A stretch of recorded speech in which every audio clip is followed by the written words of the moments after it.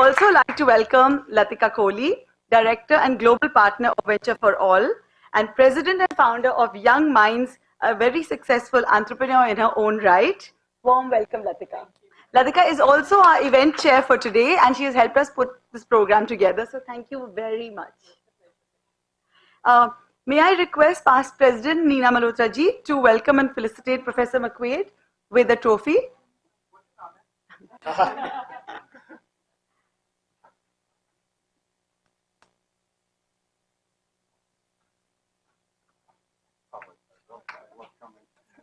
Yes. Please look at. With your hand in it. Yes. Oh, I'm sorry. Should I get up? Thank you very much. Yeah. May I request Poonam Mahajan, Joint Treasurer, to felicitate Latika with a green certificate. We don't give cut flowers. We plant trees in your name. You guys are awesome.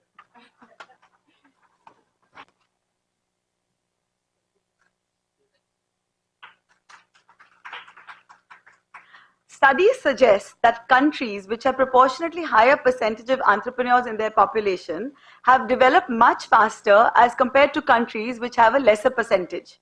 In the line with Flo's adage, power to empower, we believe that encouragement of entrepreneurship amongst women, in particular, is a major step towards increasing their participation in the process of economic development in order to fully reap India's demographic dividend.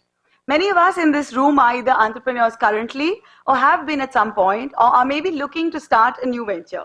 Regardless of whatever stage you are at, today's session will help you create and relook at your business plan with a fresh perspective to make it more effective. Now, may I request Latika to please introduce Professor Daniel McQuade.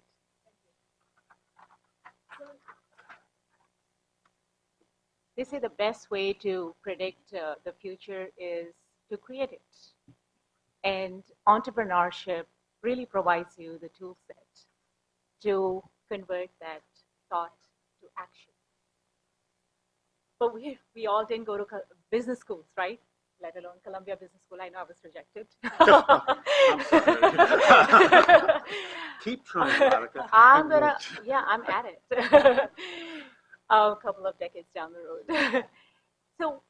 So Columbia Business School picked up on this global trend and started this program called Venture for All, and decided to teach people like you and me how to convert our passions, our thoughts to action, create ventures, and really follow our passions.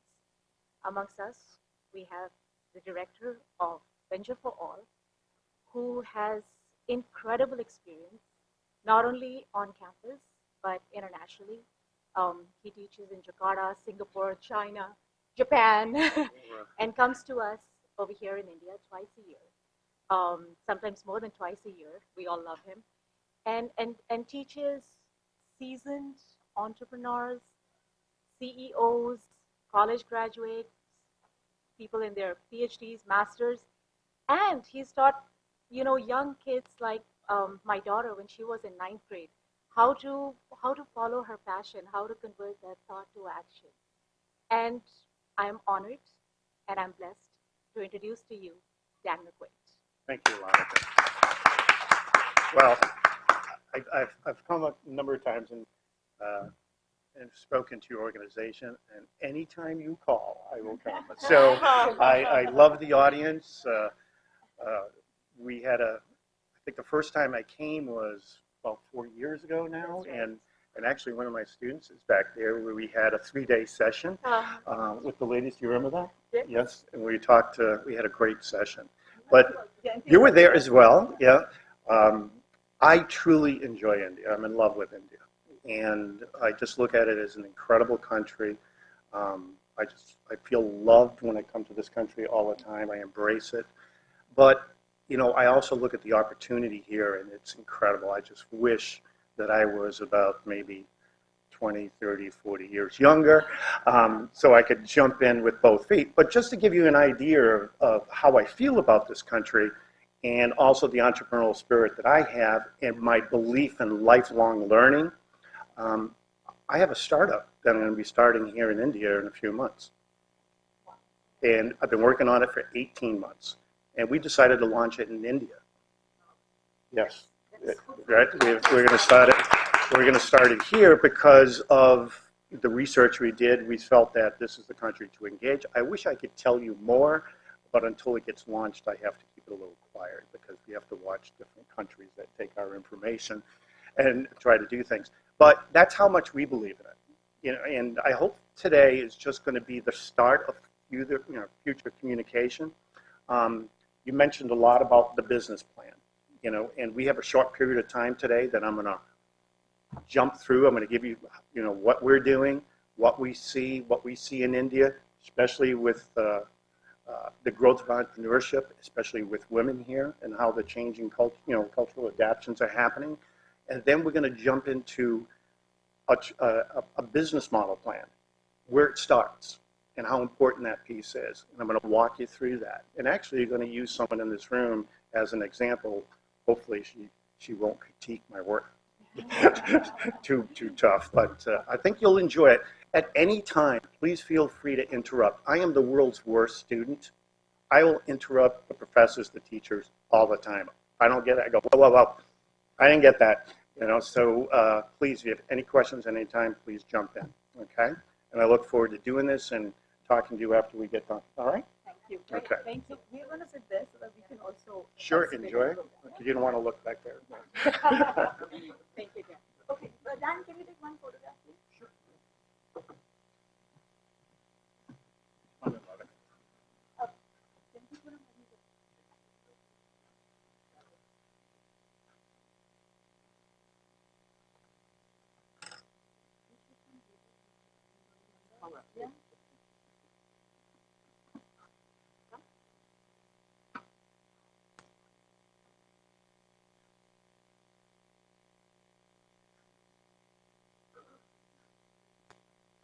Thank you. Thank you.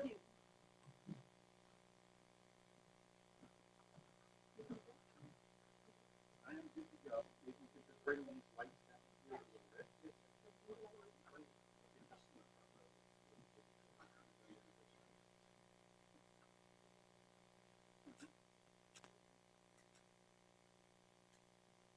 Okay, everybody can see it. I'm going to show a short little video I absolutely love this video, but more importantly, I love the words of this philosopher and their approach to India, and I think it says it all. I hope you enjoy it as much as I have. Hopefully you've seen this. Let's open up.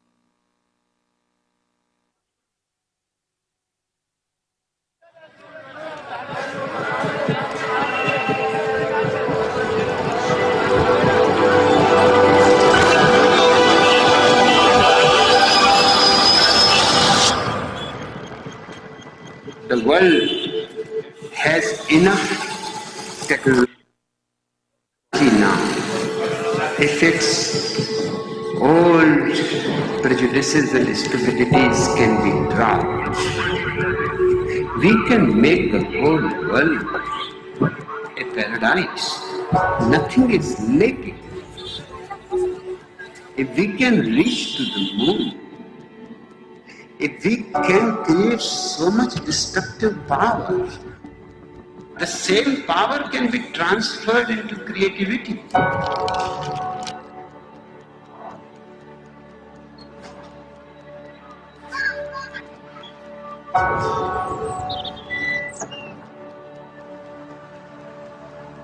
You are a guest.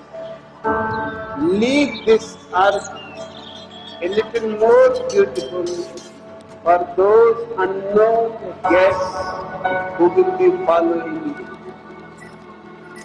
Nobody belongs here, but for the moment we are here. And we have to make this moment as beautiful as possible.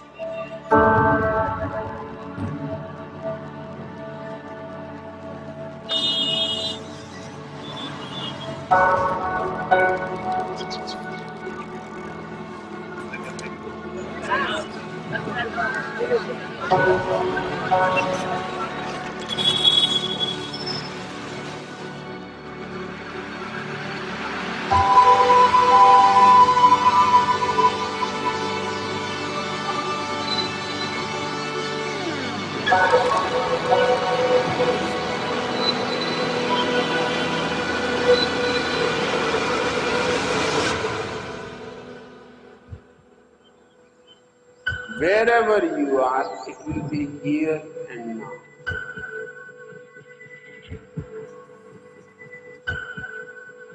Live as intensely and totally now.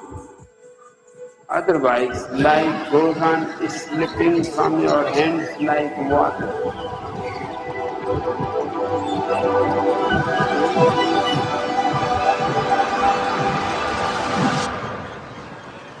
Soon you will have empty hands,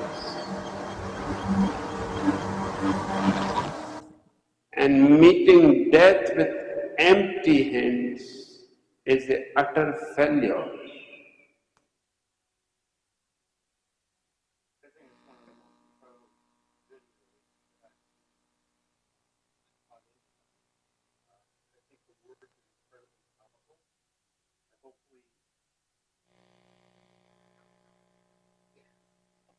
It's about taking the opportunity. As crazy as India is, and it's not the easiest country, but it's one of the most beautiful countries. It's a country of opportunity.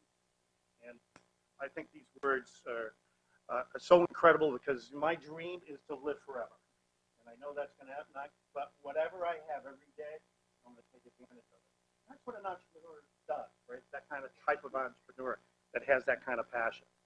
So hopefully you live every day and continue on learning. So this is, a little history about us teaching the courses here in India. I have tons of photos, all these great students. In fact, I get to see a lot of the students in the U.S. now. I actually may have one of my students living with me for an internship over a few weeks ago at the University of North Carolina, and I'm hopefully that he's going to stay with us while he gets his internship with Lenovo. So I totally love this country.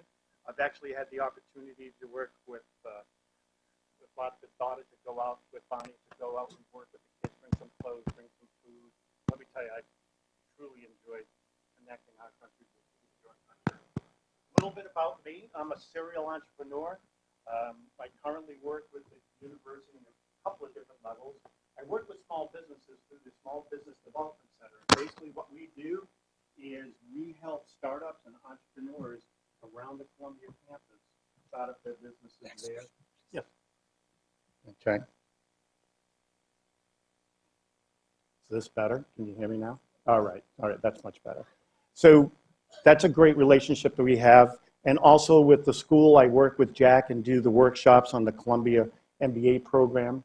I'm kind of the marketing digital guy that comes in and works with Jack on that end. And then I get to travel around the world and meet interesting people in teaching this course. So it's all good. My past history, I've worked a lot in the food industry. That is my passion. Since I went through high school, I've been in the food business in a supermarket and meat rooms and that type of thing. So that's where my passion, I don't want to spend too much time there. One of the things you don't know about me is, like I said, I have another startup, that I'm going to be doing. And my wife said to me over her birthday weekend in Paris the past few days, she says, I just want to know when you're going to at least get rid of the 4 jobs you have and knock it down to 2. And I said, I'm never going to stop. So I challenge you to do that as well. So at Columbia, today, everything is about innovation, entrepreneurship, what's happening. It is so intense at Columbia right now that our whole strategy on the business side of the school has been entrepreneurship and startups. The Lang Center has created these type of startups programs now. It's throughout the campus because we see the next stage of development, not just in the United States, but across the globe, is small business. That's going to be the wheels, it's going to be the engine that's going to power our economies. So what we look at our campus, we are embracing it as well, and all of these different programs that we have that we put on through the school.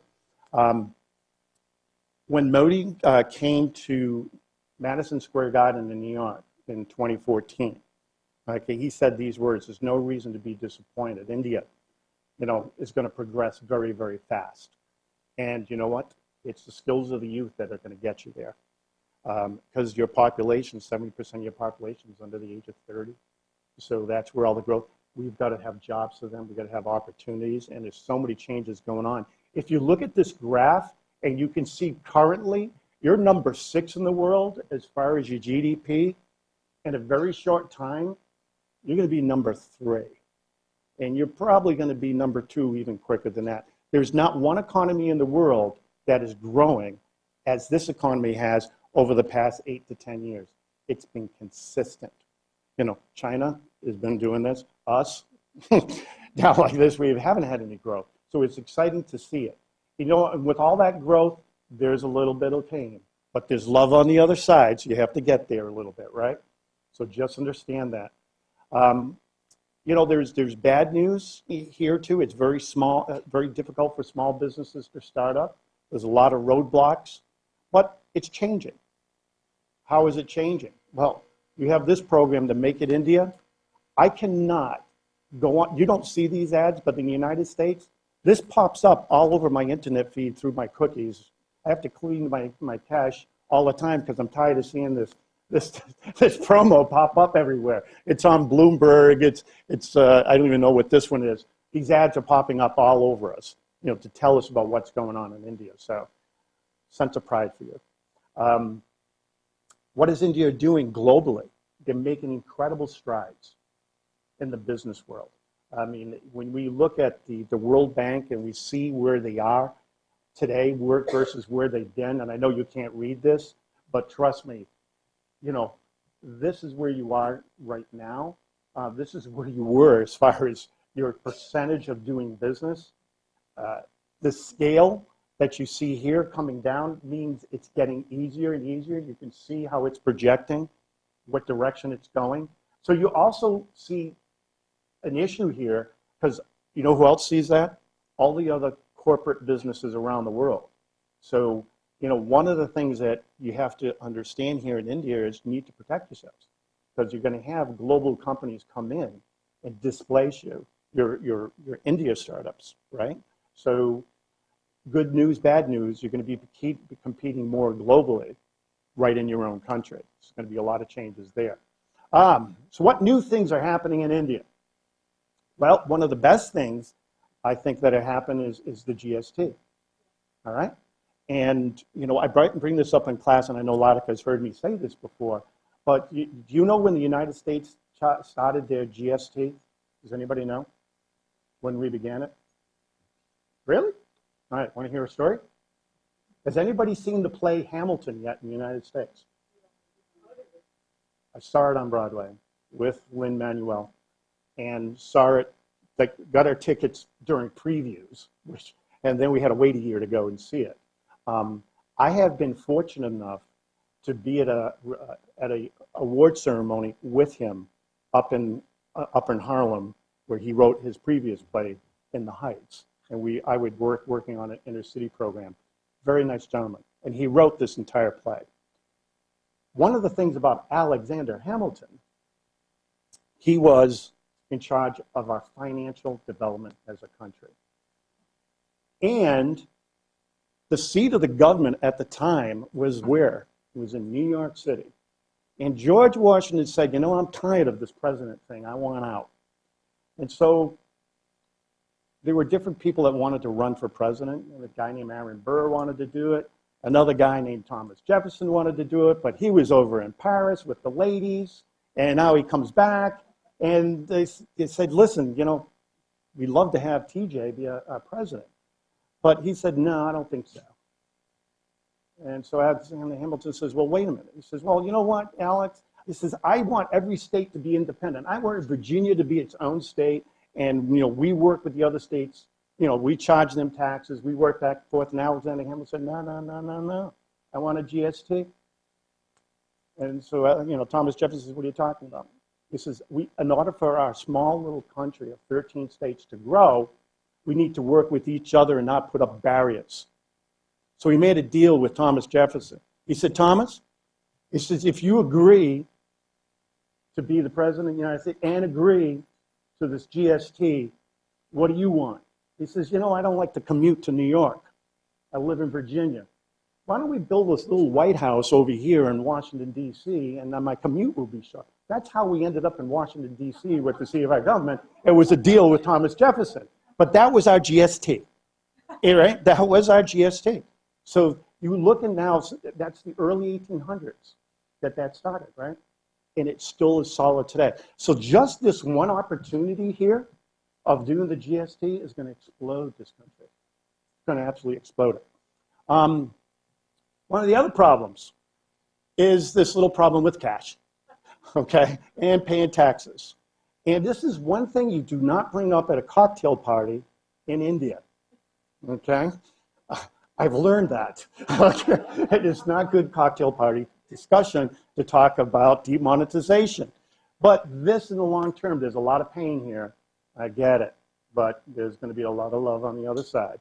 Although this scares me when the newspapers put this out that we're going to get you. If you don't get there, we know your fingerprints. We're going to get you. So I kind of thought that was funny. I picked it up in the paper. I couldn't resist. So I know that this was a difficult situation. A lot of people got hurt. But in the long term, especially in the views of the rest of the world, this is a big deal. This kind of levels the playing field. I just put this up, and I know it's tough to see, but every year this brand company measures different brands. And I know you can't see it, but the ones in black were not there a year ago. Okay, you can see the little ones right here with these little black numbers versus the blue ones. The ones in black were not in those lists a year ago. So what does that tell you? The companies are growing rapidly, okay, successfully and rapidly. They weren't in the best Indian brands of 2015. They are now in 2016. That's significant. That's the opportunities that we see here. But with every company, you have to have a cultural soul.